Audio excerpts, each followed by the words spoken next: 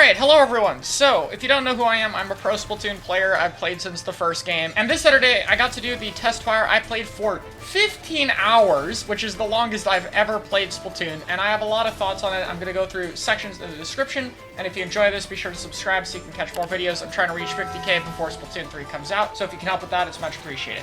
So first off, I want to talk about the brand new movement options because they were kind of the main thing we got to test. We had the Squid Roll and Surge, and I've done a video on how to do them and all their variations. And I have to say, I don't think people were using them a lot. I saw a lot of posts that were like, I never did them, or I played 12 hours and never used them, or if I remembered, I'd probably do them. I totally get posts like that, but I think the Squid Roll and Surge were very good. Maybe it's just the weapons I played with Blaster and Dynamo that are slower, but they felt super impactful for me, both for mobility, but especially attacking. Like, Dynamo, for me, having that horizontal flick Squid Roll variant is so useful because I can move anywhere I want. I had one point where I had someone behind me and I had to react to it, and I was able to squid roll toward him and kill him. And if I had to just jump, it wouldn't work at all. It felt so good for the solar weapons. And then there was a bunch of other stuff we didn't get as much to do as well, like with the dualies, they're able to cancel their Squid Roll and Surge with dodge rolls, something I predicted in 2021, by the way. It's also worth noting we know you can shoot during the Squid Roll and the Squid Surge. So who's to say you can't dodge roll out of them, since dodge rolls are just executed with shooting plus the B button. And I am so happy with that. Like, Dooley's movement is going to be insane. Their skill ceiling is so high now. But in general, I really like all the things added by the movement options. When the game's out for a while and we get used to it, it's going to look different because we'll be actively using these movement options, where right now it feels like it's hard to do so because of muscle memory, and you kind of have to force yourself to use them, which is what I did. And that's hard to do in a test fire when you're already overwhelmed by the maps, the tricolor, the weapons, specials, all the other things you want to try out. What I will say though, from everything I've experienced, the movement options are very useful. They have more depth than I thought. They enhance a lot of weapon classes, again, particularly slow things and dualies, but they're nice for everything to some degree, and I really like them. I'm glad that you have a lot of freedom with what you can input with them. That was my biggest concern before playing. I'm gonna mention the spawn system here. I know this is gonna be tied with the movement options section, but I like it. It isn't as groundbreaking as people thought it was. I think the main benefit was actually the open spawn areas in general, but because of that spawn system is why we got the open spawn areas, and I still really like picking your landing, seeing where people go. And for some places, like especially museum, if you wanted to flank right, being able to jump and already be halfway there was huge.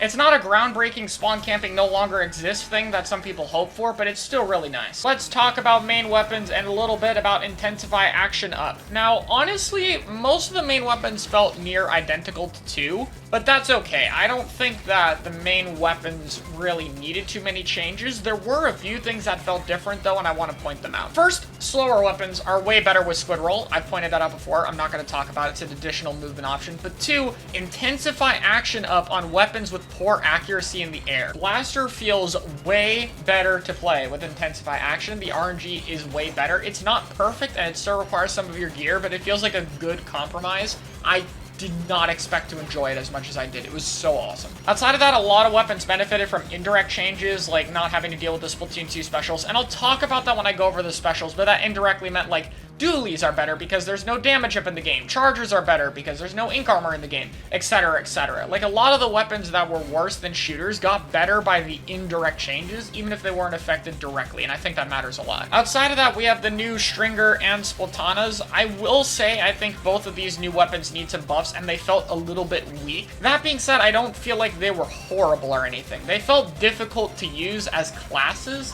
which is fine, and I feel like when optimized, they'll be a bit better, especially the Splatana Stamper, but I do think they need a little bit more. Bow feels like it's built around mobility and chip damage, but its paint is so awful unless if you look at the sky, which is not good, by the way. That's still weak painting range, and you can't see in front of you. And the Stamper felt like its kill time for its normal swings was just way too slow, and the Charge Slash doesn't really go as far as I'd wanted it to go. I'll talk more about exactly how good I feel these weapons are and the changes I want to do to them in their own video. That goes for all the weapons and specials. I'm going to do an entirely separate video ranking them and talking about what I would change, if anything. But for now, I feel like they were playable, and if you were able to take some time to optimize them when the game comes out, I feel like they would be fine. They didn't feel like they were way too weak to even function. They had things they could do, which I like. But I hope they get a little bit more buffs before launch or a little bit after, because I think a bit extra would go a long way for them. Let's talk about the bomb nerfs. So, if you didn't know, basically every bomb got a direct nerf, which is that that their major damage range was reduced by 4 units. So, for example, Suction's 1-hit kill,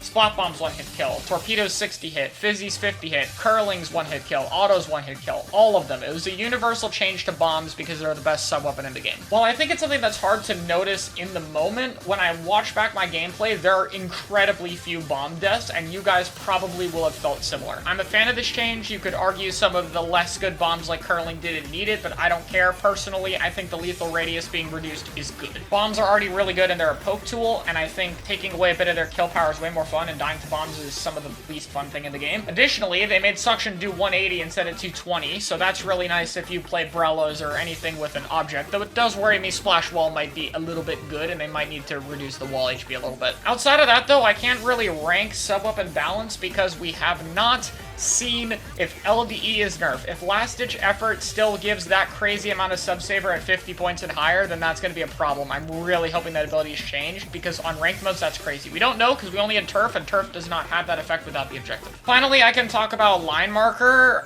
It's okay. It didn't feel as good as I thought. It feels like it's useful. It feels like it's fun. I wish they would do a bit more, but again, that's something I'll have to cover balance-wise. So I'll go out and say it right now. I think that the specials are the most improved thing from any of the previous games. Splatoon 1 and 2 had atrocious special designs. Splatoon 1 specials felt fun until you realized how broken they were, and then nothing felt satisfying. And Splatoon 2 specials both felt horrible to use because they were weak as hell, but also broken if you coordinated with them. It was like the worst mixture of both. And at the same time, fighting them somehow felt worse than fighting an invincible Kraken. It just was horrible. It was absolutely terrible. The best example I can give is I played a Splatoon 2 tournament, my last one tomorrow. We fought a top-level JP team. Really good team, really good players. My team obviously very good. We had a 2-3 set that we lost. It was very close, except we had 2 games we did really well on, the more open maps. The other 3 ones were very short-range maps, and it was super even. And fighting Ray on those tiny stages felt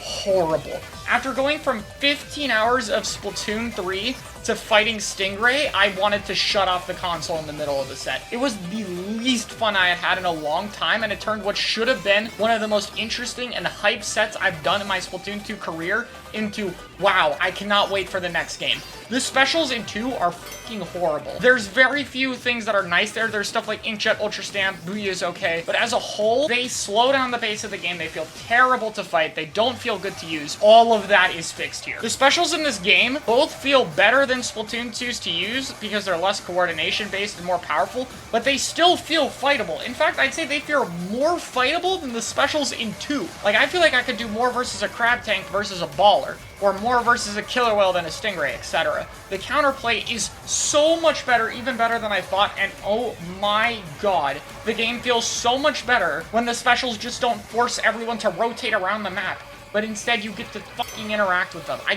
cannot express how much better it feels. Now, special balance is another thing. Tacticooler's broken. I'll talk about that in that video again, but honestly, Tacticooler was a fun kind of broken. I didn't even mind. Outside of that, the balance felt pretty good. Ultra Stamp was a bit weak, but that's really about it. They felt pretty even for the most part. They all felt like they had good utility. They felt unique, fun to use, fun to fight. I enjoyed myself a ton with it, and it's crazy how much better the game feels with specials that actually are designed smart. It's the best part about the game. Moving on. Alright, so let's talk about the part of this test fire that actually disappointed me the most, which is the maps. Now, don't get me wrong, the maps are better than they are in Splatoon 2, 100%, but listen, Splatoon 2 maps are such a low bar, it's not even funny. This is another topic I've covered in a video, but Splatoon 2's maps are terrible. They are horrible for the game, they are cramped, they are small, they force reliance on specials. The routes you have that are alternates are terrible, almost all of them suck. There's very few that are good. So yes, Splatoon 3 maps as a whole are better than them, but are they amazing stages?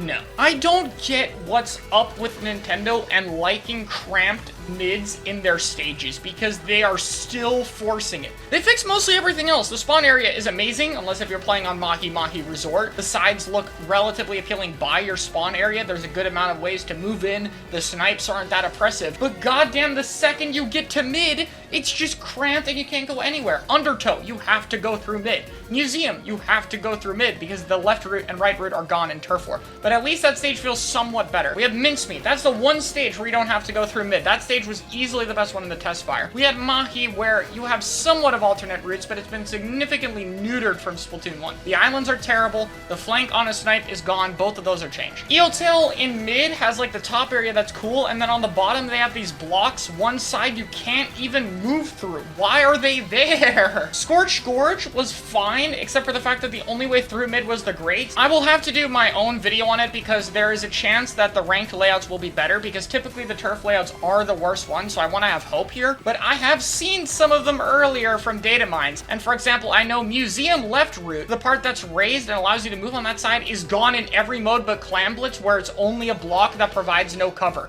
And that already gets me extremely worried because there's no reason to remove that route. It's just sad. Like, this is affecting Splatoon 1 stages and Splatoon 3 new stages. It's something that I hope gets fixed, especially when we get stage renovations, because it feels like such an easy problem to fix, and they did it for like everything else. And even here, some of these aren't that bad. Mahi, when the water drops, is actually pretty good. Stuff like Eeltail didn't feel as bad as I thought. So it's not horrible. Like, these stages are all playable from what I can tell, except for Wahoo and probably Hammerhead when that comes out. I think they're okay for the most part. They're not bad. But we took stages like Mahi and Museum that used to be great and we made them worse. Museum's still a great stage, luckily in other modes, because the block on the right side exists. But Mahi, man, what is this? Why are we taking away these routes? It's okay. It's good when the water level drops, but the stage used to be great all the time. It's still a downgrade, and so I still have to criticize it. I'm hoping we see more from the new maps. The Hagglefish Market looks really good and probably will be, considering it's based on Starfish, but fixes the main problem of Starfish being that the sides are terrible. But as a whole, this is the one part that left me feeling disappointed. Let's talk about Tricolor Turf War. I think Tricolor Turf War was fun. Now, for reference, I've never played on the defending team. I've only watched people on the defending team. From what I can tell, I do think that the team in the middle is at a disadvantage, mainly because of the Ultra Signal. Being able to spawn that sprinkler for the entire game is absolutely terrible. That part ruins it a lot, and I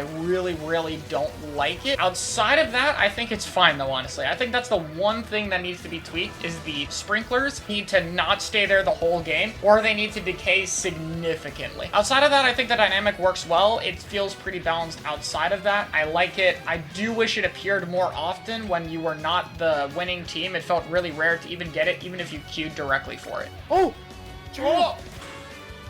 We did it. Got it? All right, here we go, here we go. I also didn't know this at time of recording, but apparently the winning team can't even queue for normal matches, which should also be fixed. As a whole, though, we needed something pretty new that still resembles the base game. I think Tricolor does that. I hope we get access to it in PBs at some point in the game's updates. Probably going to be at the end like it was for Shifty Stations. So let's talk about an improvement that nobody else wants to talk about. UI is significantly better in this game. There are so many small details. It's amazing. The animations are great too. I'll tie this together. Your character and the way they turn and move looks significantly better. I love how the Inklings look. As a whole, though, I think the UI is just one of the standout things that people aren't going to talk about. The main one I really like is the specials. You can see where your teammates are using specials. I was really worried if I played a tactical weapon in solo queue that nobody would get the beverages. But with the new UI, it's so much easier to just tell where everything is. I actually have become a fan of the 2D weapons on the top. At first, I thought it was weird, but now that I've gotten used to them, it's so much easier to glance and tell what weapon is there compared to the 3D ones. So I can totally see why they did that. I love the little bars on the special meter and how that makes it easier to tell where you're close to it. And another thing I forgot when recording was the mini-map showing all of the weapon kits and your own gear now, which is amazing. There's so many things I can't even talk about at all. But the game looks great, the UI is awesome, and I think in general it's way easier to tell what's going on, which is what matters. Outside of that, I only have some minor things. The Plaza was great, walking around in it felt nice, I liked it. The motion felt better. If you didn't know, the camera correction was toned down a ton, so you're not fighting it. You might have to lower your sends a little bit in 3 if you've gotten used to accommodating for that if you played the game a lot, but it's amazing. We don't have less motion input delay, but having that camera not correct for you helps it feel a lot better. It was way easier to aim than it was in the previous game. And finally, I love the new queue system. The lobbies were clear and easy to go through. The load times were low, and being able to do training room while you wait for a match or with friends was fantastic. It's such a nice quality of life thing. I love it. As a whole, I really like this. I think the game felt even better than I thought. The UI and quality of life stuff adds up. The specials are amazing. The movement options are cool. Most things succeeded my expectations. I'm very excited for it. The maps are my lone disappointment, but even them are better than 2, so that will still feel good even if they're not amazing stages. And with DLC, we have a lot of potential, so I'm looking forward to seeing it. But yeah, I like this game. I will obviously play it on launch. I think it's a huge step up from 2. It feels way better. Let me know what you guys think, and I'll see you guys next time.